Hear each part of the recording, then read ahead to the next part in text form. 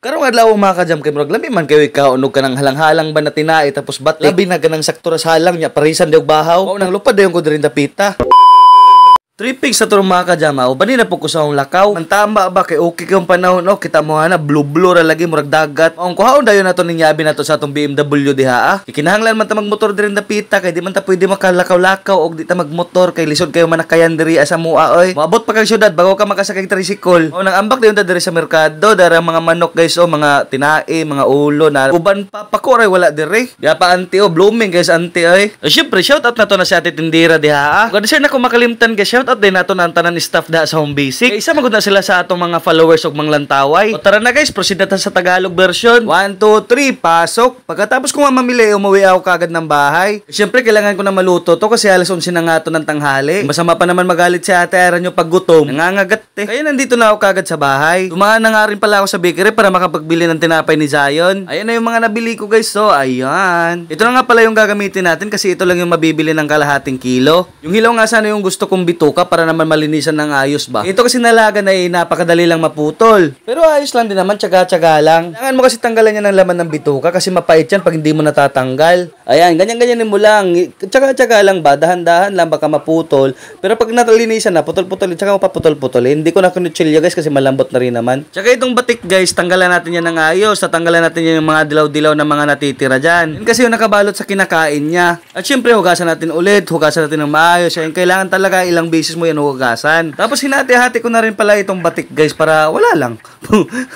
Hati-hati lang. Feeling ko kasi mas madali siyang maglambot pagka hinati. Mga style-style pa. Tapos syempre maghiwa na rin tayo ng mga gagamitin natin pampasarap dyan. Ayan, sibuyas, atsal, red pepper. Ayan, tsaka bawang. Siyempre, pirat-piratin mo lang yan. Ganyan lang ako mag-isa guys. Di ko na pinapahirapan yung sarili ko. Tamang pirat-pirat lang. Tapos tanggalin mo lang yung balat. Tapos hiwa-hiwain mo ng durog. Siyempre, luya. Napakagamit talaga ng luya guys. Lalo pag mga malangsa yung mga lulutuin mo. Lagyan mo talaga ng luya guys. Pampatanggal yan ng langsa. E tara, hiwa-hiwain na natin itong sibuyas una. Ganyan-ganyan na hiwa lang. Pahabala yung ginawa ko. At siyempre, itong red pepper. Ganyan-ganyan lang din. Pahiwa-hiwa lang. At syempre yung luya, bahala ka na kung anong hiwa gusto mo. Ang importante yung matanggal yung isa. Kami lang din naman yung kakain. At syempre mas maganda magtrabaho pagka malinis yung lababo. Kaya naman tinanggalan ko na ng mga balat-balat ng mga pinagamitan ko. Tapos ayan, nag-init na rin ako ng kawali guys. Yung mantika pala na ginamit ko guys, ito yung pinaglutuan ko ng hotdog kaninang breakfast namin. Kaya na ayos lang yan, malinis naman yan. Ay syempre kasama na yung pagtitipid doon. Tsaka napaka-thankful mo na rin no pagka may bata ka kasi may mautos-utusan ka na. Pero wag mo naman pasobran. Naubusan kasi kami ng paminta guys, kaya naman si Zion yung pinabili namin. Siyempre 4 na taon pa yan guys, kaya naman siyempre naaamis pa rin ako sa anak ko. Balik tayo sa niluluto ko guys, napaka-chismoso nyo. Inisa ko na nga pala yung batik guys, at yan na nga si Zion, oh, diba?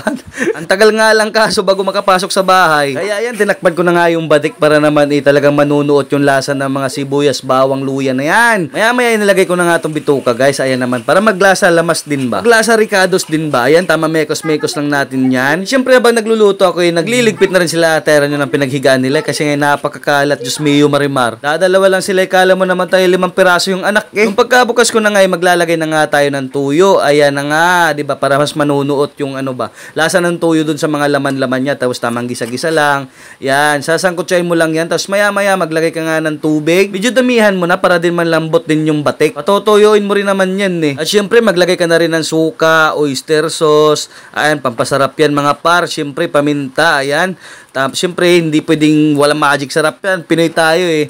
Tapos, halo-halo mo lang yan ng ganyan. Ito niluto natin guys, pang bugoy-bugoy rin, iba. Pagka naayos na, syempre, titikman na natin yan. Kung anong lasa, kumusta lasa, pre? Ayun, kulang sa alat, kaya na may dagdagan natin ng tuyo. Ayan, nilagyan ko na nga ng tuyo. Abay, syempre, hindi naman to pwede itong walang sili, no? Kasi kaya nga tinatawag natin halang-halang eh. Pero yung ginamit ko pare, labuyo lang. Syempre, para makain din ng asawa ko. Syempre, bago ko lagyan ng sili, guys, pinatikman ko muna kay Ate Ira nyo. Pinakuha ko na rin siya ng ulam para kay Zion. Syempre, kakain din tong big boy natin eh. Kaya habang may sabaw pa, kaya namin nagkuha na kagad si Ate Ira nyo. Siyempre patuyo-tuyoy natin yan konti, pero hindi masyadong tuyo. Siyempre masarap pa rin naman yung may kunting sarsa. Ito na nga nilagay ko na nga itong labuyo guys. Ayan, tamang halo-halo lang. At siyempre hintayin lang natin yan maktuyo konti. Ayun, ayos na yan, di ba? Napakaganda, no? May konting sarsada ba? Sarsado lang ba? Kaya na may pagkasabi ko kay Ate Eran yung luto na yung ulam. Kaya na may, syempre, unti-unti na siya nagliligpit. Ligpit na rin ni Zion itong mga gamit niya, yung mga crayons, yung mga ginagamit niya sa pagdrawing-drawing. Naayos na rin ni Ate Eran yung misa. May mga sobra pa nga kaming ulam kanina. Kaya na may nilagay niya kagad itong rice cooker at naglagay na rin siya ng plato. At sinandok niya na rin yung ulam. Yung niluto ko guys, tamang-tama lang talaga yan sa amin karami. Kaya yung binili kong sobrang isaw, hindi ko niluto lahat. Siyempre, magagamit pa yun sa susunod na araw. And guys, makikita nyo talaga naman napakakindab, napakasarap yan mga par. Ito lang yung kagandahan pag ikaw nagluluto kasi alam mong malinis. Ayan, di ba? Napakasarap tingnan mga par.